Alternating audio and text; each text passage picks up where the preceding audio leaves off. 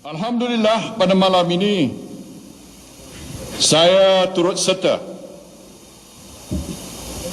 membantu kempen dan usaha gigih yang bermula pada hari ini secara resmi bagi menentukan kemenangan calon Barisan Nasional Saudara Muhammad Zaidi Aziz yang mewakili Parti Barisan Nasional dan juga Muafakat Nasional untuk ditampilkan kepada pengundi-pengundi di sini agar pada 29 hari bulan nanti Saudara Muhammad Zaidi akan dijulang sebagai adun baru kawasan Dun Silam ini. Meskipun pilihan raya kecil ini tidak akan menentukan sama ada kerajaan negeri beralih ataupun sebaliknya. Tentu sekali ini ada kaitan dengan kerajaan pusat kerana ini melibatkan kerusi Dewan Undangan Negeri. Namun pada hemat saya, pilihan raya ini ada banyak signifikannya. Ada banyak yang boleh dijadikan sebagai isyarat, sebagai signal. Dan apa dia isyarat yang saya sebutkan itu? Antaranya, kita hendak bahawa sejak pilihan raya kecil Cameron Highland di mana calon Barisan Nasional bertanding dan Muafakat Nasional bermula dijadikan sebagai platform untuk kita bersama, yakni UMNO dan PAS, kita telah menang 6 pilihan raya kecil berturut-turut. Dari Cameron Highland ke Semenyih, ke Rantau, ke Tanjung Piai, nun jauh ke Kimanis, Sabah, yang orang kata kita tak ada harapan, tapi kita menang dengan majoriti yang bertambah. Dan pada penghujungnya baru-baru ini, sebagaimana disebut oleh Datuk Syarani, Dun Ceni dalam bahagian yang mana saya jadi ketua UMNO bahagian, kita telah menang dengan cemerlang majoriti 12,650.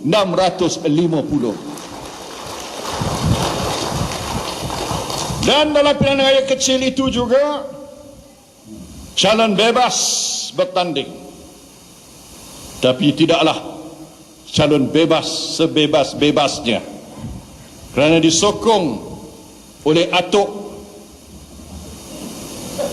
menjadi calon, tak ingat saya apa simbolnya, rumah, tak silap, ya, simbol rumah, sebab partinya tak berdaftar. Dia merupakan ahli bersatu yang sokong Dr. Mahathir bertanding di Dun Ceni.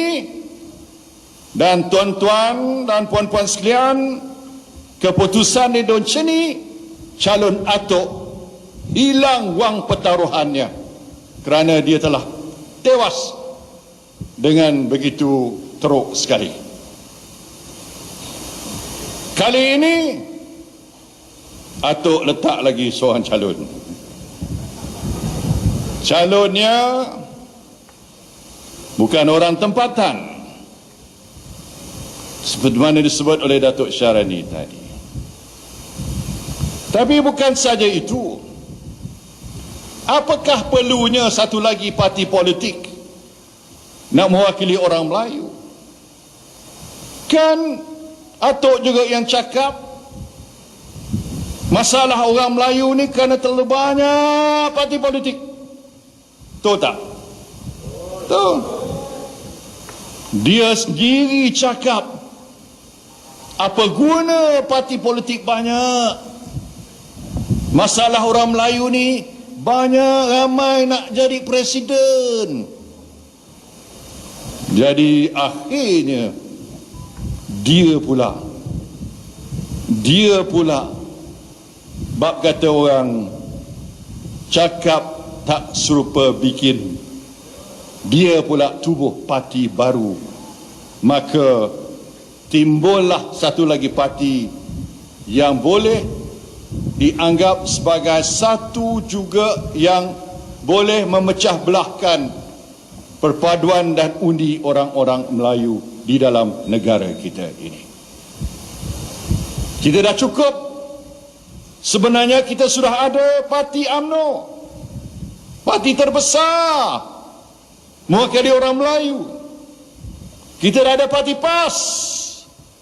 Hari ini kita bergabung dalam Muafakat Nasional. Parti Bunga, dia isik-isik lagi masa sekarang ni nak bersama dalam Muafakat Nasional. Tapi kita tunggu dulu apa keputusannya nanti. Tapi dua parti ini parti yang terbesar. Parti UMNO, parti dominan di kalangan orang Melayu. Parti PAS, parti kedua. Kalau kedua parti ini bergabung dalam Muafakat Nasional, insya-Allah banyak kursi parlimen, banyak kursi Dewan Negeri akan diperolehi oleh kita bersama atas nama Muafakat Nasional. Sebab itulah bila kita ada kekuatan ini, banyak orang yang khawatir, yang menggeruni kekuatan yang ada pada kita. Apa tidak, bila kita gabung undi PAS dan undi UMNO, maka kita lihat ada orang kata kita boleh menang 100 lebih kursi parlimen di Semenanjung.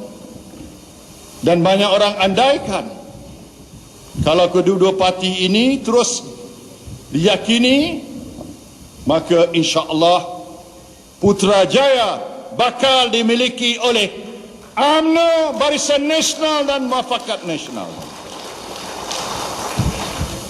Dan sudah tentulah kita hendak, sebab negara kita ditadbir dengan begitu baik selama 60 tahun lebih oleh Barisan Nasional. Siapa yang melahirkan Felda, tuan-tuan? Tolong sebut. Apa dia? UMNO, ya. UMNO melahirkan, kebetulan Allahyarham ayahanda saya tahun 1956, Felda Lurah Belut yang pertama, disusuli yang lain. Dan cuba bayangkan tuan-tuan, kalau hari ini siapa nak bagi 10 ekar pada kita tanah?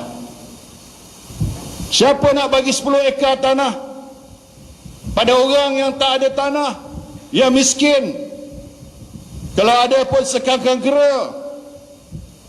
Tapi visi kerajaan pimpinan UMNO buka tanah bagi pada orang yang tak ada tanah, maka wujudlah komuniti Felda di seluruh negara, di mana 100,000 lebih, 115,000 keluarga yang hari ini mengecapi kehidupan baru hasil dari perjuangan UMNO. Dan alhamdulillah,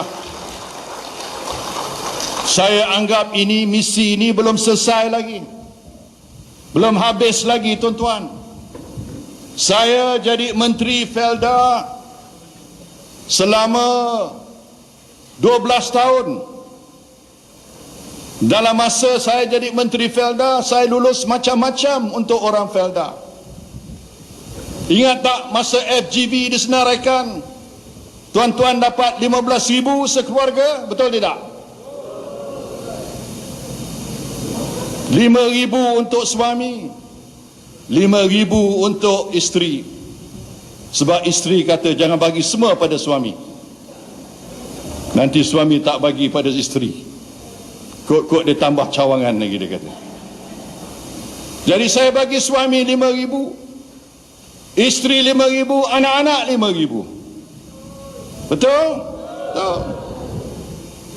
Saya luluskan bonus pada penuka Felda, betul tidak? Saya luluskan bantuan seperti sumbangan hari raya. Saya lulus program yang teristimewa yang saya lihat hari ini di merata rancangan Felda. Rumah macam di Terulak Selatan, di Besaut tadi saya lihat rumah-rumah batu, rumah-rumah yang besar. Dan bila saya sembang dengan penuka, mereka kata ini disebabkan waktu saya jadi Menteri Felda, saya meluluskan pinjaman 40,000 tanpa faedah. Tanpa faedah. Lebih baik daripada pinjaman penjawat-penjawat awam, tuan-tuan. Penjawat awam kena bayar faedah, peneroka Felda tak payah bayar.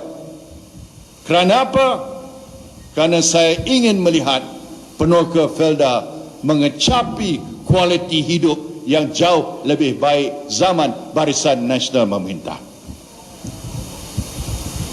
Tapi itu semua, tuan-tuan, bila PH menang kerana apa? Kerana dia tipu menang. Kerana apa? Kerana dia hasut dia menang. Saya ingat lagi saudara Rafizi sebut tugas pembangkang adalah untuk menghasut, dia kata. Bukan nak cari kebenaran, bukan nak sebut fakta, tapi menghasut. Jadi bila kita termakan dengan hasutan, tambah lagi dengan janji-janji bulan bintang cakrawala, semua nampak manis belaka. Harga minyak nak turun RM1.50,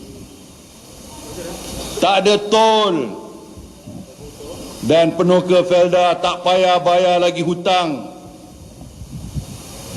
Maslan Haliman, dia janji, dia masuk Felda, dia janji hutang akan dihapus kira.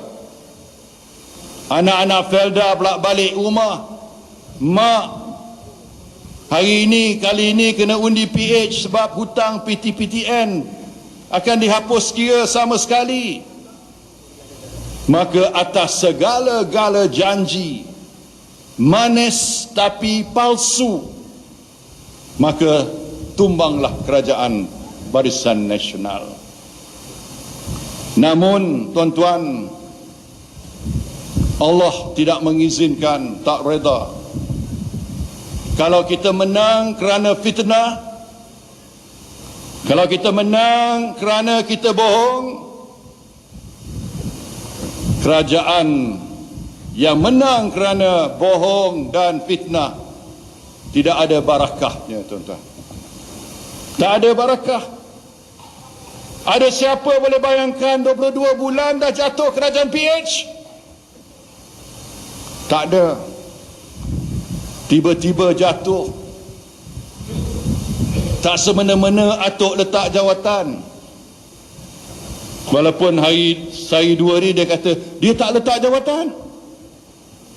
Saya pun kata macam mana dia ada statement daripada jabatan pada menteri, ada siaran. Kata Dr. Mahathir meletakkan jawatannya pada hari ini dan surat telah dihantar pada Yang di-Pertuan Agong. Dan Yang di-Pertuan Agong masa sesi pertama Dewan yang telah berlangsung baru-baru ini, bukan sesi ini, yang sebelum ini, saya tak ingat tarikhnya, yang Tuan Agong sebut dalam titah ucapannya bahawa dia cuba memujuk Dr. Mahathir jangan letak jawatan, tapi Dr. Mahathir berkeras nak letak jawatan. Jadi siapa yang cakap benar, tuan-tuan? Macam mana pula hari ini dia kata dia tak letak jawatan, walhal dia sebenarnya hakikat dia meletak jawatan. Dan sebab itulah kerajaan PH jatuh. Bila kerajaan PH jatuh, yang di-Pertuan Agong ada dua pilihan, sama ada parlimen dibubar ataupun melantik yang lain. Orang yang lain yang ada kepercayaan ikut pendapat yang Tuan Agong untuk menjadi Perdana Menteri. Maka tak timbullah kerajaan pintu belakang, tuan-tuan. Takkan negara kita ni tak perlu pada kerajaan? Perlu. Tapi kuasa yang Tuan Agong membuat keputusan. Walaupun kita nak, masa itu UMNO nakkan pilihan raya pada masa itu. Sebahagian besar daripada kita nak pada pilihan raya, tapi Agong memutuskan atas budi bicaranya. Kita kena terimalah hakikat itu. Maka kerajaan PH tubuh. Kita sebahagian daripada kerajaan PH. Ada baik juga. Sebab apa? Sebab Felda hari ini di bawah kerajaan PH. Kita boleh berkumpul dalam dewan ni. Kalau tidak, kita kumpul bawah pokok mana entah. Di luar kot. Tak dibenarkan. Dan kita boleh susun semula. Felda ni nak kita majukan. Saya gambarkan kepada Datuk Seri Idris Yusof, Pengerusi Felda, buatlah apa yang patut, tapi perjuangan kita untuk membela, untuk nasib masyarakat Felda mesti kita teruskan, tuan-tuan. Maka adalah perkara-perkara yang akan dilakukan, tapi saya tak nak sebut di sini. Sebab itulah serah pada Pengerusi Felda untuk menyatakan pada tuan-tuan bila sampai pada masanya. Tapi yakinilah ada yang kita nak buat lagi, termasuk perumahan untuk generasi kedua nak ditambah lagi. Mungkin ada program-program lain seperti program tanaman semula, seperti usaha-usaha untuk memerangi apa yang dikatakan ulat bungkus ke, yang menjadi ancaman pada Penoka Felda, pokok-pokoknya. Ini semua kita nak teruskan. Dan lihatlah saja, ya, saya salah satu daripada kebanggaan saya di kawasan Torolak ini adalah Maktab Rendah Sains Maranya yang saya telah lulus waktu saya menjadi Menteri Felda dengan jumlah dana sebanyak 70 juta, menjadikan MRSM itu yang terbaik untuk siapa? Untuk anak-anak Penoka, tuan-tuan, mendapat pendidikan agar mereka satu hari nanti akan jadi jurutera, akan jadi computer science kelulusan dan macam-macam lagi. Yang ini boleh kita lakukan. Tapi bila PH ambil alih, semuanya tidak diteruskan oleh mereka. Betul tidak? 22 bulan PH atuk jadi Perdana Menteri, apa dia buat untuk masyarakat Felda? Berbanding dengan zaman kita memerintah, tak ada apa? Ada apa? Sebab itulah kita masih teringin pada zaman Barisan Nasional, kan? Teringin. Dan kita ada peluang, tuan-tuan, sebab pilihan raya kecil di Don Slim ini, kita boleh beri kemenangan yang besar pada calon Barisan Nasional kita. Ini isyarat yang paling jelas. Dan kita nak negara kita ni ditadbir oleh mereka yang ada kemampuan. Zaman PH dulu banyak menteri-menteri je yang buat kenyataan dan idea-idea yang pelik-pelik, tuan-tuan. Nak kata bangang pun mungkin boleh kata bangang. Ada benda-benda yang tak masuk akal. Dia suruh kita minum sesudu minyak sawit sehari. Jangan lupa, menteri cakap tu. Menteri suruh kita minum sesudu minyak sawit sehari. Apa dah jadi pada menteri tu? Ada dah apa? Ada pula menteri yang impikan kereta terbang. Tapi dia masuk balik dalam kerajaan ni, saya tak boleh nak kritik dia sangat. Tapi menteri kereta terbang, orang ketawa kita. Sebab teknologi kapal terbang, kereta terbang ni belum ada di mana-mana di dunia, tuan-tuan. Kononnya Malaysia boleh buat kereta terbang. Mana ada? Lepas itu sawit nak diganti dengan buluh pula. Tuan-tuan bayangkan, kawasan Felda ni nak ditebang ganti dengan buluh, boleh tak? Patut ke tidak? Tak patut. Inilah orang kata kualiti menteri-menteri dalam PH. Dan banyak yang dah rosak, tuan-tuan. Selain daripada Felda, Terbiar, tabung haji. Apa jadi pada tabung haji? Rosak tidak? Hibah yang paling rendah dalam sejarah, 1.25%. Angkara siapa? Mujahat. Ya. Lepas itu saya nak beritahu tuan-tuan, waktu saya jadi Perdana Menteri, tiap-tiap tahun saya berjaya mendapatkan kuota haji tambahan untuk umat Islam di Malaysia. Saya cuma tak boleh sebut angkanya saja, tapi orang banyak dah tahu angkanya. Cuma saya tak boleh nak meluahkan saja, sebab Raja Abdullah kata, Raja Salman kata, Raja Abdullah kata, kalau saya beritahu nanti negara lain akan tuntut pada dia. Dia susah. Punya sayang pada Malaysia, kerana saya buat hubungan peribadi, maka Malaysia dapat tambahan kuota. Zaman PH memerintah, dapat ke tidak kuota tambahan? Tak dapat, tuan-tuan. Tak dapat. Dasar luarnya yang tak kena, bergaduh dengan semua orang. Saya ada angka di sini, tuan-tuan. Semasa BN dahulu, 1 tan boleh dapat lebih daripada RM600, ada masanya RM500. Betul tidak? Betul.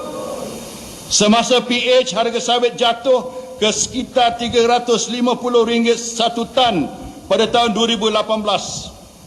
Lebih teruk lagi pada tahun 2019, sekitar 271 tan saja. Kerana apa? Kerana dasar luar antara faktornya, India tak nak beli sawit kita.